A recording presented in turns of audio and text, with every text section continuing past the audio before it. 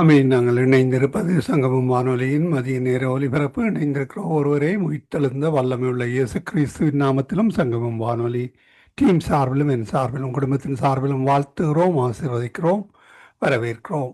இந்த வேளையிலும் எங்களுடன் ஊழியர் பாஸ்டர் ஆண்டனி சில்லே இப்ராஹிம் அவர்கள் இணைந்திருக்கிறார். லண்டன் யூகேயிலிருந்து பிரைம் மினிஸ்டர் சார்பாக இணைந்திருக்கிற ஊழியரை வாழ்த்துவோம், வரவேற்போம், மாலை வணக்கங்களை கூறுவோம், கத்தருடைய கரத்திலே ஒப்புவிப்போம். கத்தர் தாமே வழி நடத்துவாராக. இந்த வேளையிலும் கத்தர் அவருக்கு கொடுத்த வெளிப்பாடுகளுக்காக பரிசுத்தாவியானவர் தாமே எல்லாவற்றையும் பொறுப்பேற்று நடத்துவதற்காக நன்றி செலுத்திக் கொண்டு இந்த வேளையிலும் அவரிடம் ஒப்படைப்போம். Praise Lord pastor. Praise the Lord. Amen. இணைந்திருக்கவங்களை வாழ்த்தி வரவேற்றுக் கொண்டு மாலை வணக்கங்களை கூறுகிறோம். கத்தர் தாமே பரிசுத்தாவியானவர் தாமே உங்களுக்கு கூட எடுத்து வர போற வெளிப்பாடுகளுக்காக தீர்க்க வசனங்களுக்காக நன்றி செலுத்திக் கொண்டு உங்களிடம் ஒப்படைக்கிறோம். பாஸ்டர், வழி நடத்துங்கள். Amen. God bless. Amen, amen. Yesu கிறிஸ்துவின் இணையற்ற நாமத்தினால் உங்கள் அனைவரையும் வாழ்த்தி வரவேற்கிறேன். கர்த்தர் மிக மிக மிக நல்லவர். நமக்கு தேவையான அல்லது தேவைக்கு அதிகமாகவே அவர் செய்து முடித்து எல்லாம் முடிந்தது என்று சொல்லி இருக்கிறார்.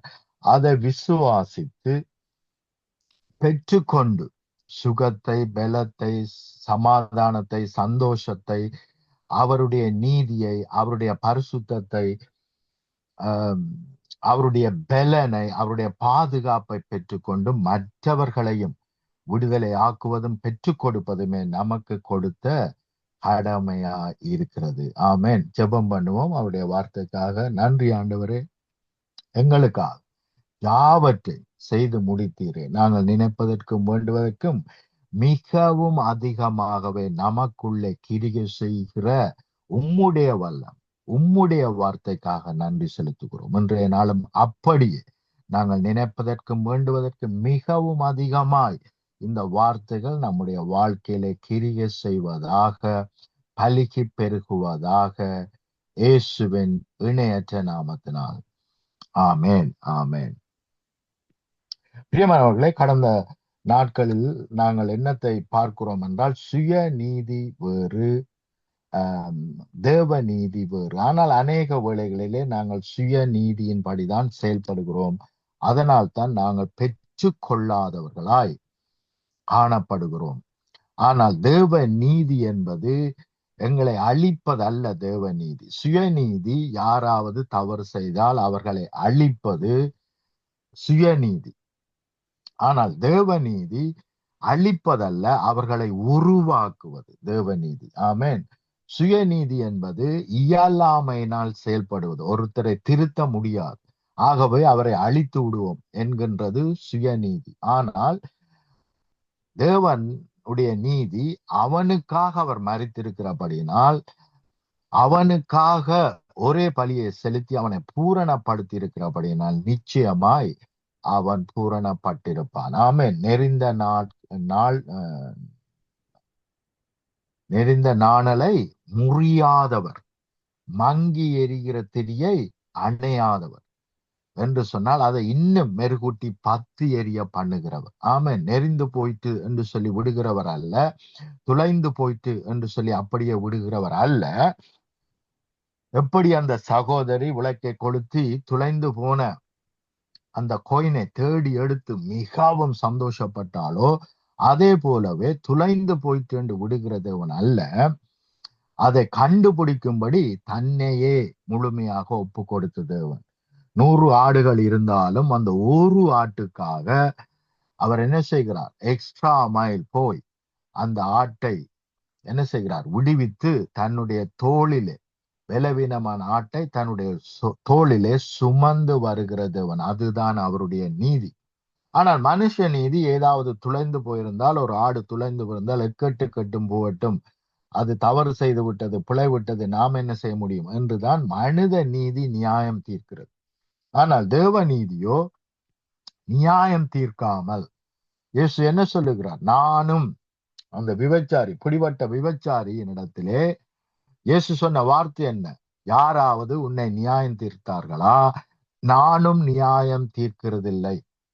ஏனென்றால் நியாயம் தீர்க்கும்படி வராமல் நான் விடுதலையாக்க வந்திருக்கிறேன், ரீஸ்டோ பண்ண வந்திருக்கிறேன், புதுப்பிக்க வந்திருக்கிறேன், உயிர்ப்பிக்க வந்திருக்கிறேன் என்பதைத்தான் தேவன் இயேசு கிறிஸ்து மறுபடியும் மறுபடியும் மறுபடியும் நமக்கு காண்பிக்கிறார். கவனியுங்கள், ஒரு மனுஷன் மரித்து போனால் அந்த மரித்து போன மனுஷனால் எதுவும் செய்ய முடியாது. விசுவாசிக்க முடியாது, நற்கிரியை செய்ய முடியாது, பரிசுத்தமாய் வாழ முடியாது, அல்லது இவ்வளவு காலமும் செய்த எந்த பாவத்திலிருந்து மனம் திரும்ப கூட முடியாது, பாவ அறிக்கை பண்ண முடியாது. ஏனென்றால் அந்த சரீரம், அந்த அந்த மனுஷன் மரித்து போனான்.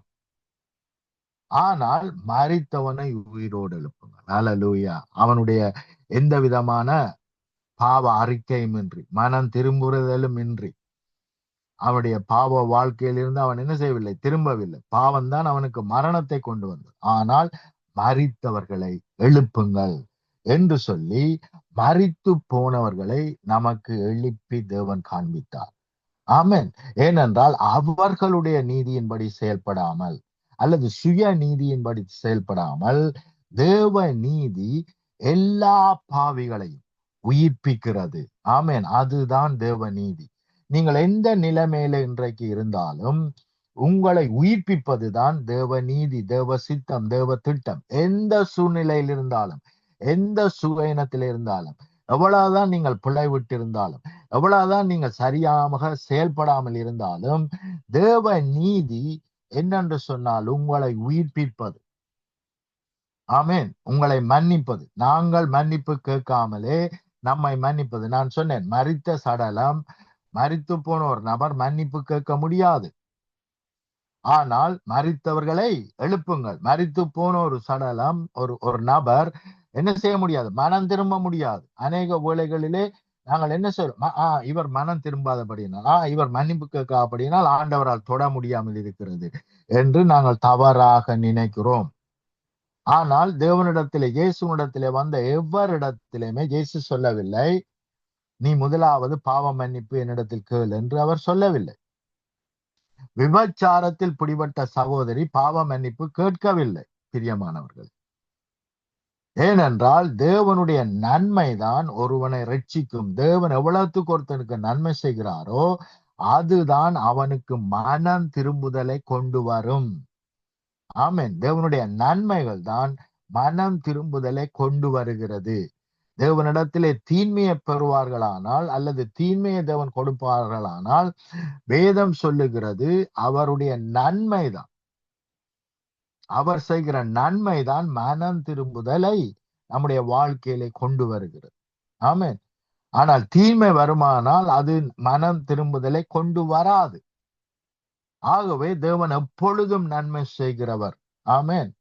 நீங்கள் எந்த சூழ்நிலையில இருந்தாலும், எப்பேற்பட்டவர்களா இருந்தாலும், அவருடைய நீதியை நம்பி வரும்படி, அவருடைய நீதியை நம்பும்படி, அவருடைய நீதியை மாத்திரம் நினைக்கும்படிதான் தேவன் நம்மிடத்திலே கேட்கிறார். நம்முடைய சுய நீதியை கேட்கும்படி அல்ல,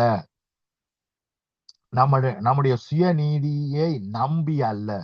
தேவனிடத்தில் வரும் பொழுது அவருடைய நீதியை நம்பி வர வேண்டும். அப்படி வரும் பொழுது சகலதும் நமக்கு இலவசமாக. கவனிங்கள், மறுபடியும் மறுபடியும் சொல்லுகிறேன், நீங்கள் எதையாகிலும் தேவனுக்கென்று செய்ததினால் அல்ல, பிதா குமாரன் மூலமாய் யாவற்றையும் செய்து முடித்ததினால் தான் நாங்கள் பெற்றுக் கொள்ளுகிறோம்.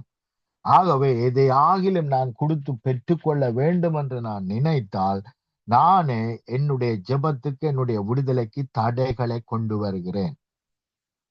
ஏனென்றால் எங்களுடைய நீதி தேவ சமூகத்திலே அழுக்கான கந்தையாயிருக்கிறது. எசாயாவிலே நாங்கள் வாசிக்கிறோம். ஆகவே மிகவும் முக்கியம், எங்களுடைய சுயக்கிரியை நம்பி வராமல் பிதா குமாரன் மூலமாய் நாங்கள் நினைப்பதற்கும் வேண்டுவதற்கும் மிகவும் அதிகமாய் கிரியை நடப்பித்திருக்கிறபடியினால் நாங்கள் இலவசமாக, இனாமாக நாங்கள் பெற்றுக் கொள்ளுகிறோம். வாசிக்கிறேன், மத்தேயு 6வது அதிகாரம் 33, 34 வசனங்களை நான் வாசிக்கிறேன். முதலாவது தேவனுடைய ராஜ்யத்தையும் அவருடைய, கவனியுங்கள், அவருடைய, அண்டர்லைன் பண்ணுங்க தயவு செய்து, அவருடைய நீதியையும் தேடுங்க. எங்களுடைய நீதி அல்ல, அவருடைய நீதியை தேடி தேடி படியுங்கள். அவருடைய நீதி எது? அதை அவருடைய நீதியை தேடுங்கள், அப்பொழுது இவைகளெல்லாம் உங்களுக்கு கூட கொடுக்கப்படும். ஆமென். எடுப்போம், வாசிப்போம். எரேமியா எசாயா 53வது அதிகாரம்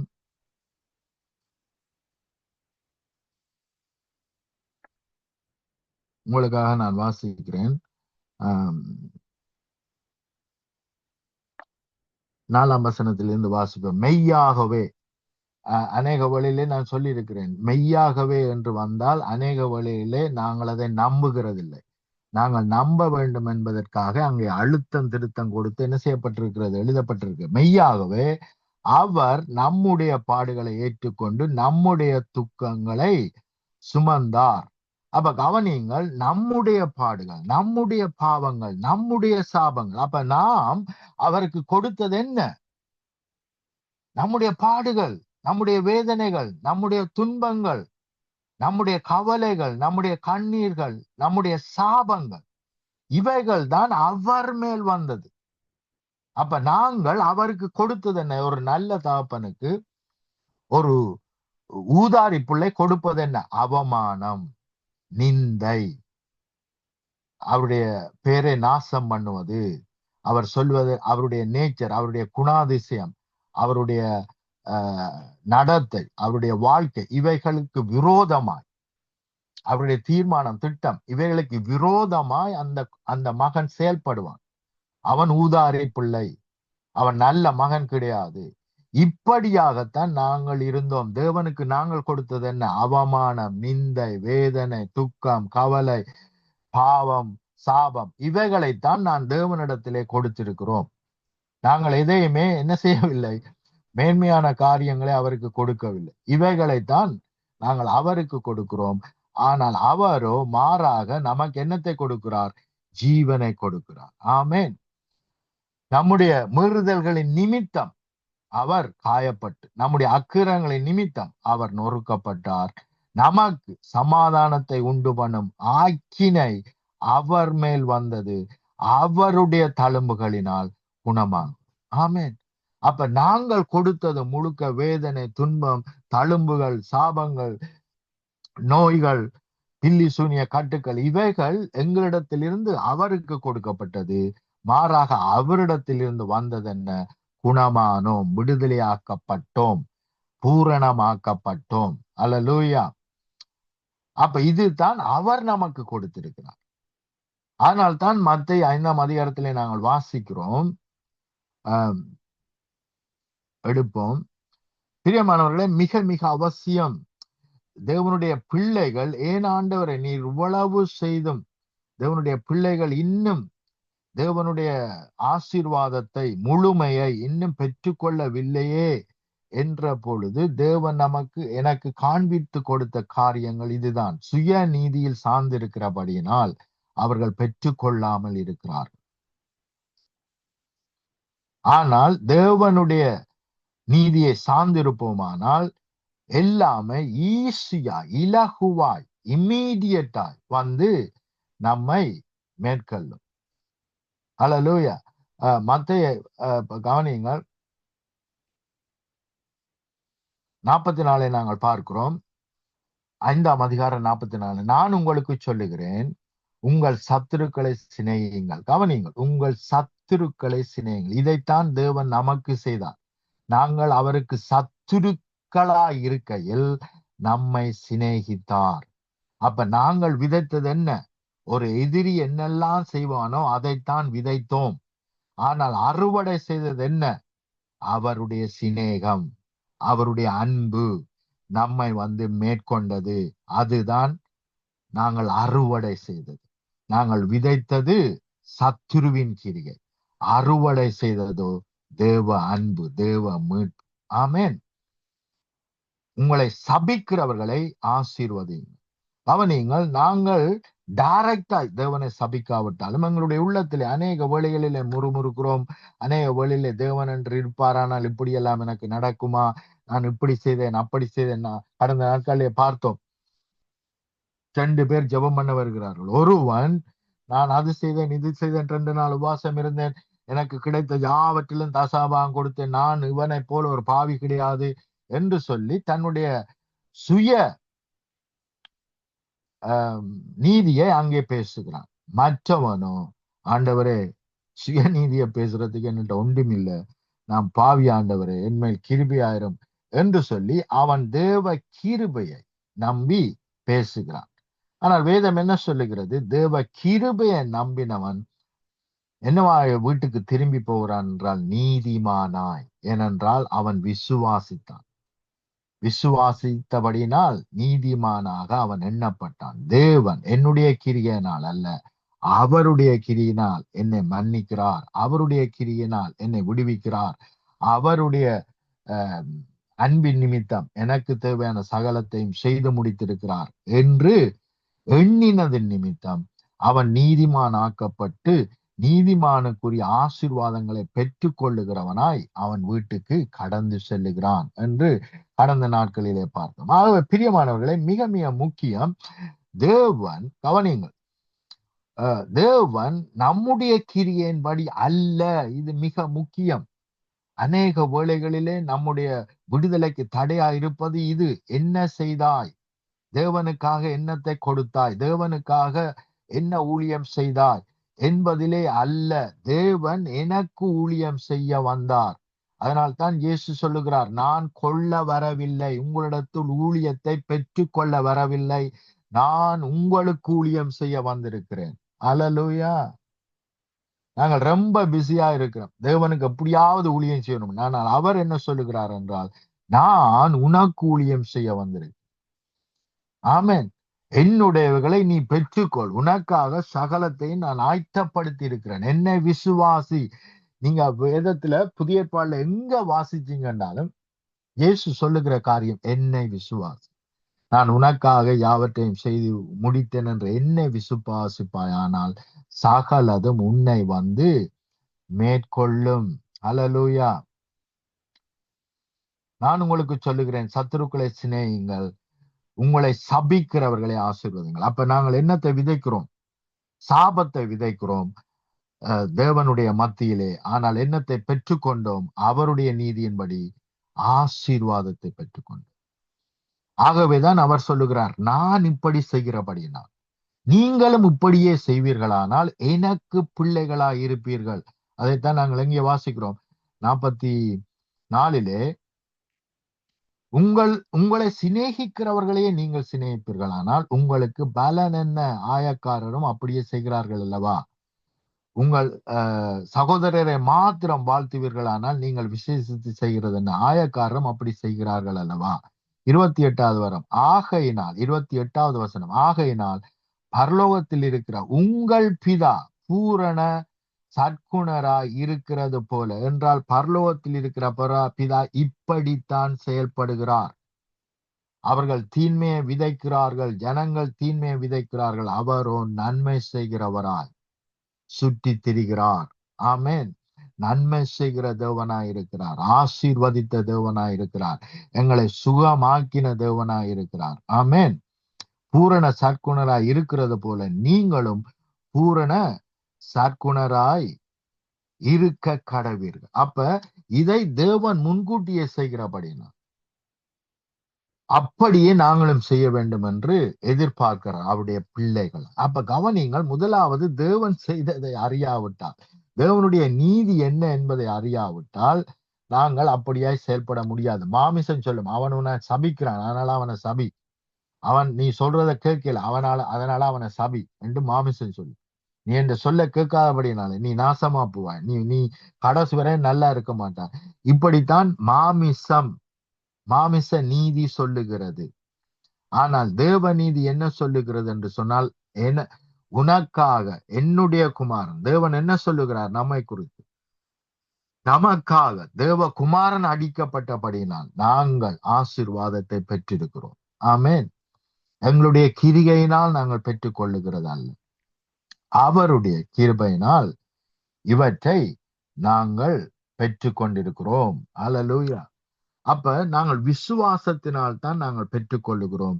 விசுவாசம் என்பது இன்னொருவர் செய்து முடித்ததை நம்புவதை அல்லாமல் நாங்கள் கிரியை செய்கிற அல்ல. விசுவாச கிரிகை என்பது செய்து முடித்தார் என்று செயல்படுவது, செய்து முடிப்பதற்காக அல்லது ஆண்டவருக்கு உதவி செய்யணும் என்றதற்காக செயல்படுவது அல்ல. அநேகர் சொல்லுவார்கள், எனக்கு பெரிய ஊழியத்தை தேவன் கொடுத்திருக்கிறார், ஆகவே தயவு செய்து எல்லாரும் எனக்கு கொஞ்சம் கொஞ்சமாய் காசு கொடுங்கள் என்று கேட்பார்கள். அதனுடைய அர்த்தம் என்னென்றால், தேவன் எனக்கு பெரிய ஒரு தீர்மானத்தையும் திட்டத்தையும் கொடுத்திருக்கிறார், ஆனால் காசை கொடுக்கவில்லை. ஆகவே நீங்கள் தான் என்ன செய்ய வேண்டும்? ஆனால் ஊண்டியலை கொடுத்திருக்கிறார், ஆகவே நீங்கள் தான் எனக்கு காசு தர வேண்டும் என்று நாங்கள் சொல்வோமானார், இங்கேதான் நாங்கள் தடையை கொண்டு வருகிறோம். ஆனால் அப்படி இல்லாமல் இவ்வளவு பெரிய ப்ராஜெக்டை கொடுத்திருப்பார், ஆனால் அதற்கு மேலாக தேவன் ஆசீர்வாதத்தை கொடுத்திருக்கிறார், அதை ஆயத்தம் பண்ணி இருக்கிறார். ஆகவே நான் விசுவாசித்து செயல்படும் பொழுது, கொடுக்கப்பட்டாயிற்று என்று விசுவாசித்து செயல்படும் பொழுது, என்ற பாக்கெட்ல ஒன்றுமில்லை, என்னுடைய வாலெட்ல ஒன்றுமில்லை, என்னுடைய பர்ஸ்ல ஒன்றுமில்லை, என்னுடைய பேங்க் அக்கவுண்ட்ல ஒன்றுமில்லை என்று சொல்லி மாம்ச பிரகாரமாய் பார்க்காமல், தேவன் இதை கொடுத்தபடினால் இதற்கு தேவையான சகலத்தையும் ஆயத்தப்படுத்தி இருக்கிறார் என்று விசுவாசித்து அதன்படி செயல்படும் பொழுது இவைகள் தானாய் வந்து நம்மை மேற்கொள்ளும். அவருடைய நீதியை அறிந்து நான் தேடும் பொழுது தானாய் வந்து மேற்கொள்ளும். ஆமென். இன்னொரு வசனத்தை நான் உங்களுக்கு வாசிக்கிறேன். ரோமர் 4ஆம் அதிகாரம் 13ஆம் 14ஆம் வசனத்தை வாசிக்கிறேன். அன்றியும் உலகத்தை சுதந்தரிப்பான் என்கின்ற வாக்குத்தத்தம் ஆபிரகாமுக்காவது அவன் சந்ததிக்காவது நியாய பிரமாணத்தினால் கிடையாமல், கவனிங்கள், கிரிகையினால் கிடையாமல் விசுவாசத்தினால் வருகிற நீதியினால் கிடைத்தது. விசுவாசத்தினால் தான் நமக்கு கிடைக்கிறது. அதுதான் தேவ நீதி. நீ விசுவாசித்தால் தேவனுடைய மகிமையை காண்பாய் என்பது தேவ நீதி. அப்ப விசுவாசிப்போமானால் நிச்சயமாய் எல்லா ஏரியாவிலும், எந்த ஏரியாவிலே நமக்கு போராட்டம் இருக்கிறதோ, எந்த ஏரியாவிலே நமக்கு குறைவு இருக்கிறதோ, எந்த ஏரியாவிலே சத்துருவானவன் கிரிகை செய்கிறானோ, எந்த ஏரியாவிலே தடைகளும் தாமதங்களும் உட்கார்ந்து இருக்கிறதோ, எந்த ஏரியாவிலே வேதனை, துன்பம், கவலை, கண்ணீர், சுகையினங்கள், வருத்தங்கள், வியாதிகள் எல்லாம் ஆளுகை செய்கிறதோ, அந்த இடத்திலே எனக்கு என்ன செய்கிறது? விடுதலை கிடைக்கிறது. ஆமென். நான் விசுவாசிக்கும் பொழுது அவர் செய்து முடித்தார், ஆகவே நான் நிச்சயமாய் பெற்றுக்கொள்வேன், பெற்றுக்கொண்டேன் என்று நான் விசுவாசிக்கும் பொழுது அவைகள் வந்து என்னை மேற்கொள்ளுகிறது. ஆமென். நியாய பிரமாணத்தை சார்ந்தவர்கள் சுதந்திரவாளிகளானால் விசுவாசம் வீணாய் போயிருக்கும். அப்ப நியாய பிரமாணத்தை சார்ந்தவர்கள் தங்களுடைய சொந்த கிரியையினால் ஆசீர்வாதத்தை பெற விரும்புகிறவர்கள் அதை பெற்றுக் கொண்டிருப்பார்களானால் விசுவாசம் வீணாயிருக்குமே, வாக்கு தத்தமும் அவமாகுமே. அப்ப வாக்கு தத்தம் என்னத்தினால் நமக்கு கிடைக்கிறது? விசுவாசத்தினால் கிடைக்கிறது. ஹல்லேலூயா. ஆகவே தேவன் சொல்ல அத்தனை ஆசீர்வாதங்களும் அல்லது அத்தனை வாக்கு தத்தங்களும் நம்முடைய வாழ்க்கையில நிறைவேற வேண்டுமானால் நாங்கள் விசுவாசிக்க வேண்டும். அதை தவிர தேவன் எதையும் எதிர்பார்க்கவில்லை. விசுவாசித்து செயல்பட வேண்டும்.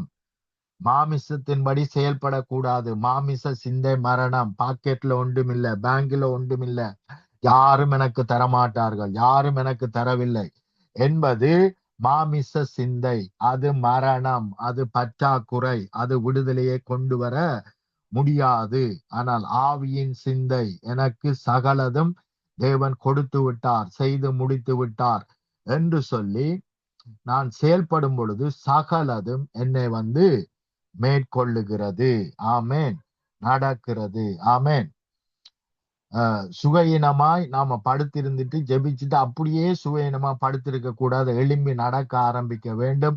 அப்பொழுது நிச்சயமாய் தேவ சுகம் நம்மை மேற்கொள்ளும். ஆமேன். தேவைக்காக ஜெபித்து விட்டு அப்படியே எப்படி பேங்க்ல வந்து விழுந்தால் பார்க்கலாம் என்று இருக்கக்கூடாது. புறப்பட்டு போகும் பொழுது அங்கே தேவனுடைய அற்புதங்களையும் அதிசயங்களையும் காண முடியும். ஆமென். எபிரேயர் 10:14. ஏனெனில் பரிசுத்தவான் ஆக்கப்படுகிறவர்களை பழைய ஏற்பாட்டின் முறையின்படி மாமிசத்தின்படி நாங்கள் பரிசுத்தமாக்கப்பட முயற்சி செய்கிற கொண்டு இருக்கிறவர்களை ஒரே பலியினாலே இவர் என்றென்றைக்கும் பூரணப்படுத்தி இருக்கிறார். அல்லேலூயா. அப்ப கிரிகையினால பரிசுத்தமாக்கப்படணும் என்று விரும்புகிறார்கள், விடுதலை கிடைக்கணும் என்று விரும்புகிறார்கள், தேவனுடைய ஆசீர்வாதத்தை பெற்றுக்கொள்ளும் என்று விரும்புகிறார்கள், வரங்கள் வல்லமைகளை பெற்றுக்கொள்ள வேண்டும் என்று விரும்புகிறவர்கள் கிரிகையினால் அல்ல, விசுவாசத்தினால் ஒரே பலியினாலே அவர் என்றென்றைக்கும் பூரணப்படுத்தி இருக்கிறார், பூரணமாய் கொடுத்திருக்கிறார், பூரணம் ஆக்கி இருக்கிறார். ஆகவே உங்களுடைய வாழ்க்கையிலே குறைவில்லை. எல்லா ஏரியாவிலும், ஆவிக்குரிய வாழ்க்கையா இருக்கட்டும், மாமிச பிரகாரமான வாழ்க்கையா இருக்கட்டும், எல்லா வாழ்க்கையையும் அவர் பூரணப்படுத்தி இருக்கிறார். ஆமென். இதை விசுவாசிப்போமானால் இன்றைக்கு தேவனுடைய மகிமையை காண்போம். ஆமென்.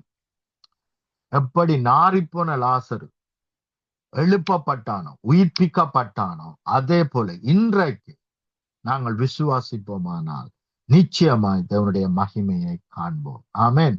ஜெபம் பண்ணும். ஆன்மீன் பிதாவே, இந்த வேலைக்காக உமக்கு நன்றி செலுத்துகிறோம்.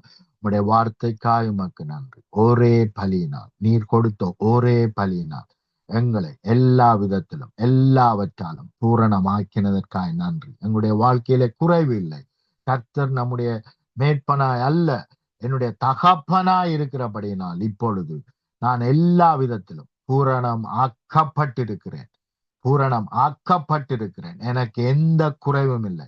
உம்முடைய நிறைவு மேற்கொண்டிருக்கிறபடினால், உம்முடைய நிறைவினால் நிறைந்திருக்கிறேன். அதற்காக நன்றி செலுத்துகிறோம். இதை கேட்கிற ஒவ்வொரு பிள்ளைகளுக்காக நன்றி. உம்முடைய நிறைவினால் அவர்கள் நிறைந்திருக்கிறார்கள், நிறைந்திருக்கிறார்கள், நிறைந்திருக்கிறார்கள். எந்த குறைவும் இல்லை. உம்முடைய நிறைவு நிறைவாகவே நிறைவாகவே ஒவ்வொரு பிள்ளைகளையும் நிறைத்திருக்கிறதற்காக நன்றி செலுத்துகிறேன். பெற்றுக்கொள்வார்களாக. உமக்கு மகிமை உண்டாயிருப்பதாக. மகிமையின் மேல் மகிமை அடைவார்களாக. இயேசு கிறிஸ்துவின் இணையற்ற நாமத்தினால். ஆமேன், ஆமேன், ஆமேன். ஆமீன், ஆமீன். கொடுக்கப்பட்ட வெளிப்பாடுகளுக்காக நன்றி செலுத்துகிறோம். பெற்றுக்கொண்டோம் என்ற அந்த விசுவாசத்தோடு அதே வேளையிலே கேட்டுக்கொண்டிருந்த ஒருவர் சார்பிலும், அதே வேளையிலே மறு உலகிலே யூடியூப் கூட, ஃபேஸ்புக் கூட, ட்விட்டர் கூட செல்கின்ற பொழுதும் கேட்கின்ற ஒருவரும் விடுதலை பெற்றுக் கொள்ளத்தக்காக கத்தர் செய்வாராக. ஒரே பலியினாலே கத்தர் எங்களுக்காக யாவற்றையும் பெற்றுக் கொடுத்திருக்கிறார். கத்தர் தாமே இந்த வார்த்தைகளுக்கூடாக, வெளிப்பாடுகளுக்கூடாக வழிநடத்தி உங்களையும் கத்தர் தாமே ஆசீர்வதித்து வழிநடத்துவார் என்று வாழ்த்துகிறோம், ஆசீர்வதிக்கிறோம். கத்தரை கரத்திலே ஒப்புவிக்கிறோம். வாரத்தின் முதல் நாளிலே பிரசங்க விடத்தில் நிற்கின்ற பொழுதும் கத்தருடைய பாதுகாப்பின் கரம், ஆசீர்வதிக்கும் கரம், வெளிப்பாட்டின் கரம் வழிநடத்துவாராக. பரிசுத்தாவியானவர் தாமே எங்களோடு கூட இருந்து வழிநடத்துவாராக. நாங்கள் திரும்பமாக திங்கட்கிழமை சந்திப்போம் பாஸ்டர். அதுவரையும் தேவசமாக கூறுகிறோம், வாழ்த்துகிறோம், ஆசீர்வதிக்கிறோம். God bless you, pastor. Amen, amen. We are blessed. ஆமேன். அருமையானவர்களே, இதுவரை நேரம் எங்களுடன் தேவ ஊழியர் பாஸ்டர் ஆண்டனிசில் ஏப்ரஹாம் அவர்கள் பிரைம் மினிஸ்டர் சார்பாக லண்டன் யூகேலிருந்து இணைந்து கத்தருடைய வார்த்தைகளை, வெளிப்பாடுகளை எடுத்து வந்து விதைத்திருக்கிறார்கள். கத்தர் தாமே அவருடன் கூட இந்த ஆசீர்வதித்து வழிநடத்துவாராக. பெற்றுக்கொண்டோம் என்ற அந்த விசுவாசத்தோடு அவருடன் விடைபெற்று திரும்பமாக திங்கட்கிழமை சந்திப்போம். God bless you, pastor. Amen, amen. நாங்கள் இணைந்திருப்பது சங்கமம் வானொலியின்